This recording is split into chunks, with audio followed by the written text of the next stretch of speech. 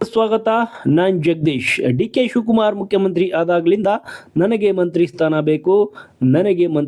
ಬೇಕು ಎನ್ನುವರೇ ಜಾಸ್ತಿ ಆಗಿದ್ದಾರೆ.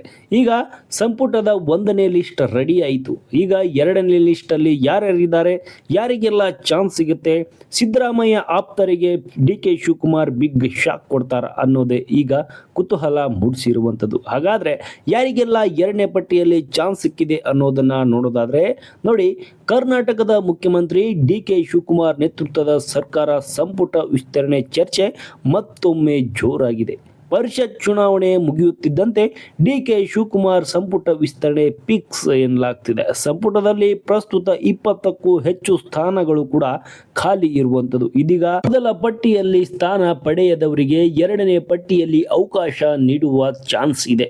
2ನೇ ಪಟ್ಟಿಯ ಹಿಂದಿನ ಲೆಕ್ಕಾಚಾರವೇನು ಅನ್ನೋದನ್ನ ನೋಡೋದಾದ್ರೆ ನೋಡಿ, ಕಳೆದ ವಾರ ಮುಖ್ಯಮಂತ್ರಿ ಡಿ.ಕೆ. ಶಿವಕುಮಾರ್ ಮತ್ತು ಹಿರಿಯ ಮುಖಂಡ ಸಿದ್ದರಾಮಯ್ಯ ಅವರು ದೆಹಲಿಯಲ್ಲಿ ಕಾಂಗ್ರೆಸ್ ಹೈಕಮಾಂಡ್ ಅನ್ನ ಭೇಟಿಯಾಗಿ ಸಂಪುಟ ವಿಸ್ತರಣೆ ಕುರಿತು ಚರ್ಚೆ ನಡೆಸಿದರು. ಈ ಸಭೆಯಲ್ಲಿ ಸುಮಾರು 45 ಮಂದಿಯ ಶಾರ್ಟ್ ಲಿಸ್ಟ್ ಅನ್ನ ಹೈಕಮಾಂಡ್ ಮುಂದಿಡಲಾಗಿದೆ. ರಾಹುಲ್ ಗಾಂಧಿ ಅವರು 50 ವರ್ಷದೊಳಗಿನ ಯುವಕರಿಗೆ ಆದ್ಯತೆ ನೀಡಬೇಕೆಂದು ಸೂಚಿಸಿದ್ದಾರೆ. ಆದರೆ ಹಿರಿಯ ಹಾಗೂ ಅನುಭವಿ ಮುಖಂಡರಿಗೂ ಸ್ಥಾನ ನೀಡಬೇಕೆಂದು ಒತ್ತಡವಿದೆ.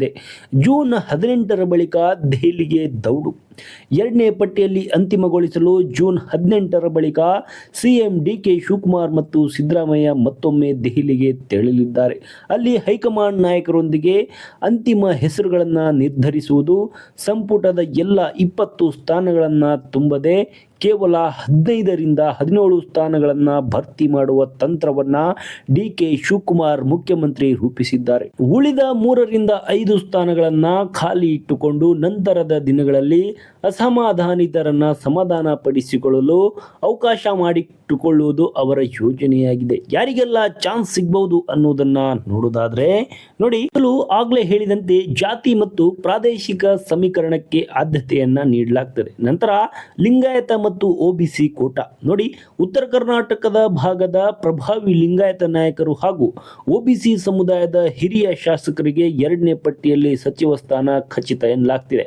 ಕಲ್ಯಾಣ ಕರ್ನಾಟಕ ಮತ್ತು ಕಿತ್ತೂರು ಕರ್ನಾಟಕ ಈ ಭಾಗಗಳಿಂದ ಪಕ್ಷಕ್ಕೆ ಹೆಚ್ಚಿನ ಸೀಟುಗಳು ಬಂದಿರುವುದರಿಂದ ಇಲ್ಲಿನ ನಿಷ್ಠಾವಂತ ಶಾಸಕರಿಗೆ ಸಚಿವ ಸ್ಥಾನ ನೀಡುವ ಮೂಲಕ ಪ್ರಾದೇಶಿಕ ಅಸಮತೋಲನವನ್ನ ಸರಿಪಡಿಸಲು ಸಿಎಂ ಡಿ.ಕೆ. ಶಿವಕುಮಾರ್ ಮುಂದಾಗಿದ್ದಾರೆ. ನೋಡಿ, 2ನೇ ಪಟ್ಟಿಯಲ್ಲಿ ಸಚಿವ ಸ್ಥಾನ ಪಡೆಯಬಲ್ಲ ಪ್ರಮುಖ ಸಂಭವರು ಯಾರ್ಯಾರಂತ ಹೇಳೋದಾದ್ರೆ, ಕಾಂಗ್ರೆಸ್ ವಲಯದಲ್ಲಿ ಹರಿದಾಡುತ್ತಿರುವ ಮಾಹಿತಿ ಪ್ರಕಾರ 2ನೇ ಹಂತದ ಸಂಪುಟ ವಿಸ್ತರಣೆಯಲ್ಲಿ ಈ ಕೆಳಗಿನ ನಾಯಕರ ಹೆಸರುಗಳು ಕೂಡ ಮುಂಚೂಣಿಯಲ್ಲಿರುವಂಥದ್ದು. ಆಗಲೇ ಹೇಳಿದಂತೆ ಉತ್ತರ ಕರ್ನಾಟಕ ಭಾಗದ ಎಂ.ಬಿ. ಪಾಟೀಲ್, ಈಶ್ವರ್ ಖಂಡ್ರೆ ಅಥವಾ ಲಕ್ಷ್ಮಣ್ ಸವದಿ ಅವರಂತಹ ಹಿರಿಯ ನಾಯಕರಿಗೆ ಪ್ರಮುಖ ಖಾತೆಗಳು ಸಿಗುವ ಸಾಧ್ಯತೆ ದಟ್ಟವಾಗಿದೆ.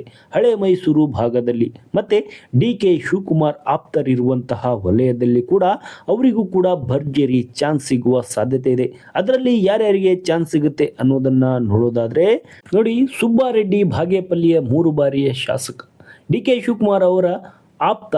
ಆದಾಯ ತಪ್ಪು ಮಾಹಿತಿ ಪ್ರಕರಣದಲ್ಲಿ ಹೈಕೋರ್ಟ್ ಅವರ ಶಾಸಕ ಸ್ಥಾನ ರದ್ದುಪಡಿಸಿದ್ದು ಸುಪ್ರೀಂನಲ್ಲಿ ತಡೆ ಇದೆ. ಹೀಗಾಗಿ ಅವರ ಸ್ಥಾನ ಅಂದರೆ ಅವರ ದಾರಿ ಕಠಿಣವಾಗಬಹುದು. ಹಾಗಾಗಿ ಪ್ರದೀಪ್ ಈಶ್ವರ್ ಮೊದಲ ಬಾರಿ ಶಾಸಕವಾಗುವ ಚಾನ್ಸ್ ಇರುವಂಥದ್ದು. ಸಿದ್ದರಾಮಯ್ಯ ಮತ್ತು ಡಿ.ಕೆ.ಶಿ ಅವರ ಬೆಂಬಲಿಗ ಕೂಡ.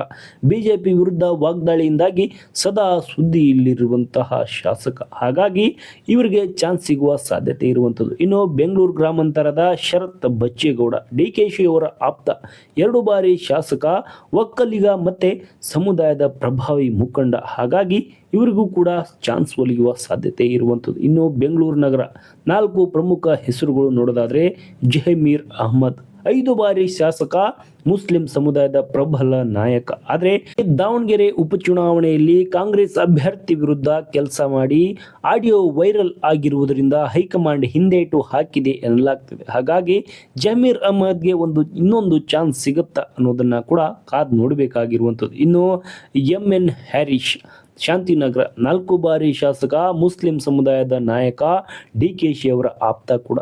ಹಾಗಾಗಿ ಇವರಿಗೂ ಕೂಡ ಚಾನ್ಸ್. ಎಂ ಕೃಷ್ಣಪ್ಪ ಸೇರಿದಂತೆ ದಿನೇಶ್ ಗುಂಡೂರಾವ್ 6 ಬಾರಿ ಶಾಸಕ, ಹೈಕಮಾಂಡ್ ನಿಷ್ಠಾವಂತ, ರಾಹುಲ್ ಗಾಂಧಿಯವರ ನೇರ ಸಂಪರ್ಕ ಹೊಂದಿರುವ ಬ್ರಾಹ್ಮಣ ಸಮುದಾಯದ ನಾಯಕ.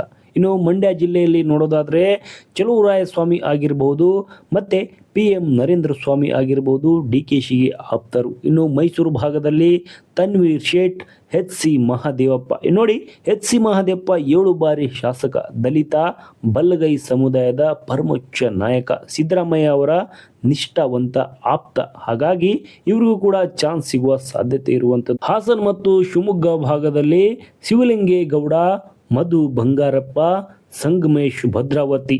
ಅಂದರೆ ದಾವಣಗೆರೆ SS ಮಲ್ಲಿಕಾರ್ಜುನ್ ಮತ್ತು ಶಾಂತನಗೌಡ.